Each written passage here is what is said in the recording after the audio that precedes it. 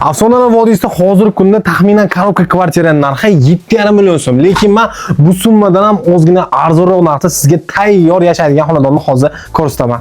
Ushbu kvartiramiz Afsona City 9-domi 9-qavatda joylashgan, 72 kvadrat metr maydonni o'z ichiga oladi. Liftdan muammo yo'q, ishlab turibdi. Eshikdan kirganimizda demak bu tomondan boshlaymiz. Mana bularga ahamiyat bermaysiz, uyga ko'chib ketishga tayyor holatga keltirib qo'yishgan.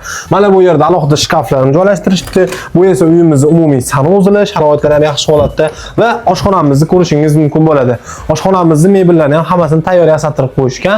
E'tibor berib qo'yasiz. Romlarga ham shuni Afsonalar vodiysi ko'rinib turadigan qilib plan qilingan ekan. Menga uyimiz juda ham yoqdi, narxini ham qulay qilib gaplashildi. Keyin ko'radigan qismimiz uyimizning umumiy sanuzli kengchisi, ya'ni hojatxonasi hisoblanadi. Keyin koridor orqali navbatdagi xonalarımizga o'tamiz.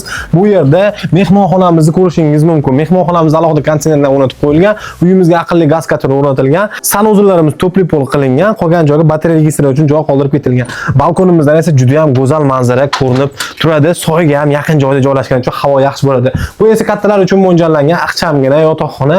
Buni bolalar yotoqxonasi qilib olsangiz yanada maqsadga muvofiq bo'ladi. Lekin bolalar yotoqxonasi qilib uy egalari o'zlari aynan mana shu xonani tanlashgan ekan. Menga qolsa buni spalniya qilgan bo'lardim, ammo manzara narxonada juda ham yaxshi ko'rinib turar ekan.